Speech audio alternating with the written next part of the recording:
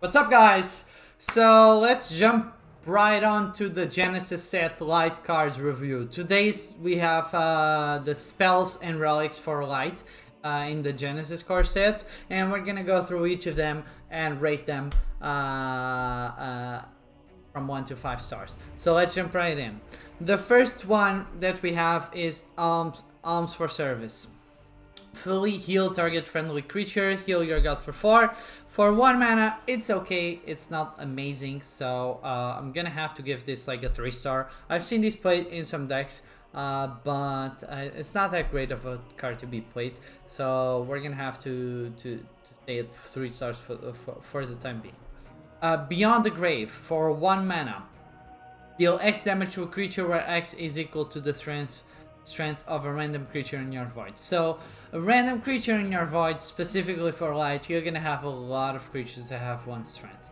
So this card is terrible because it's random, so you cannot choose, and you might get the short end of the stick here and deal just 1 damage for 1 mana, and it's a total waste of mana in that case. This is only good if you get at least on average 3 or above. And because of that, because there's that possibility, I'm not gonna give it a 1 star, I'm gonna give it 2 stars. But it's still a terrible card to have in your deck, in your light deck. Next, we have Scales of Justice, where you select 2 creatures and evenly distribute their strength. They cannot attack gods this turn. This can be used on friendly or opposing creatures, so it allows you to, for example, if they have a lot of attack, to distribute it to their health, and for your creatures, if you have really imbalanced creatures, you can also distribute it. It's fairly bad as a card in general. I've never seen this being played, so this definitely has to go into the 1 star category because no one's going to be running this on their deck. You have decks of 30 cards, so the cards you're going to be playing are going to be precious, and you want to use those slots well with cards that are going to impact the game a lot. Next, we have Alien Insight, where you give a friendly creature +2 health and fully heal it. I've seen this being played. For me, it's a 3 stars, but I've seen this being played in some decks where you're running Control Light, and if you have creatures with a lot of health, fully healing them and giving them extra health is super good, especially if they have, for example, Protective or Ward, then it's going to become even better, and in that case this card becomes super good. But in most of the cases it's going to be okay, so for me it has to be 3 stars because it's not great, it's okay.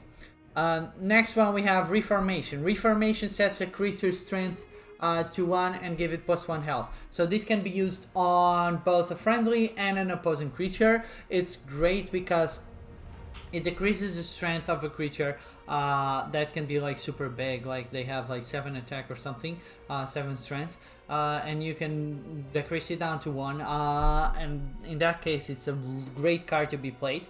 But other than that, it's not that used in a lot of light decks, so I'm gonna have to give it 3 stars. It's on the upper hand of 3 stars, almost 4 stars, but still not enough to get to the 4 star threshold.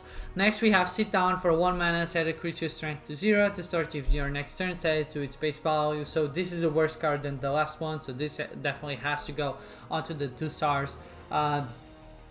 It's interesting to be able to... It can be used to be able to do trades. For example, if you want to trade against a creature and you don't want your creatures to die, then it might be super good. And that way I would argue that this would be a 3 star. But still, generally, you're wasting one of your deck slots with a card that's not that great to start with. So for me, it has to be upper end of 2 stars, but still 2 stars. And here, finally, we have the first relic in the card reviews. We have a relic here, the Cudgel of Atonement, for 1 mana, 2 strength and 2 durability, and it heals your god for 4. This card's great. It has to be 4 stars because this is played in a lot of decks. It gives you some fairly good trades in the early game that light typically needs, and it gives you the heal that you need to be able to heal that back for the trades. So for me, 4 stars. Next we have Anointment. Double the health of a friendly creature. This card is quite good. I haven't seen this being played a lot, but because of single target removals, because they don't care about how much health a creature has. But in a case where they don't have it, then this can become super powerful. Because for example, you give this to a Hydra, the Hydra is gonna have 624 of health with ward. You give this to anything with above like 7 health or 8 health, then it's gonna be fairly hard to get rid of them. If they have frontline, even better. So for me, this has to be a 4-star card, even though it doesn't see a lot of play yet. And that's the key word here, yet. Next we have 40 days.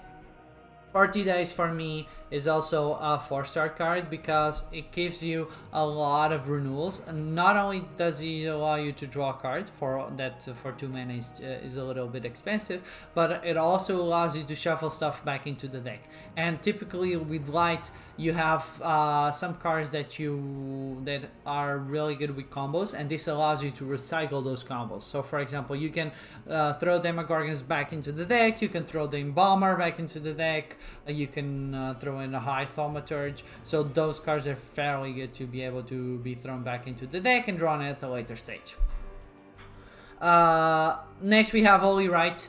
All creatures with both strength 2 or less and health 2 or less gain 4 health. This is okay. It's not a great card. For me, it's 3 stars. It can be pretty powerful if you're running a low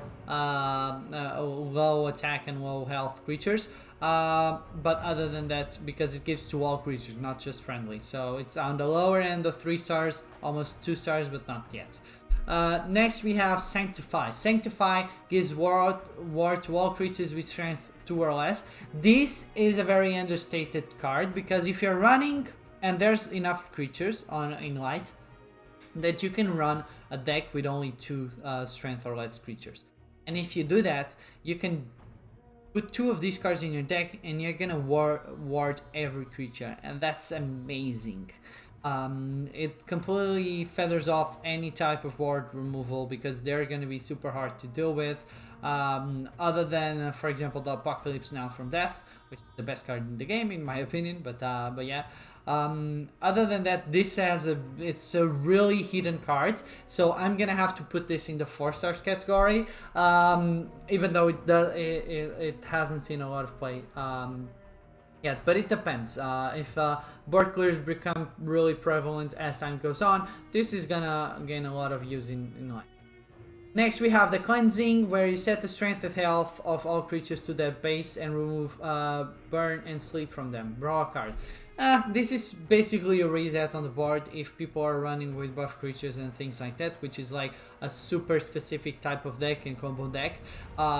You could run this, but since most of the times this is not going to be happening, this card is not good enough to be run in your deck. So I'm gonna have to put this, and the remove burn and sleep is okay.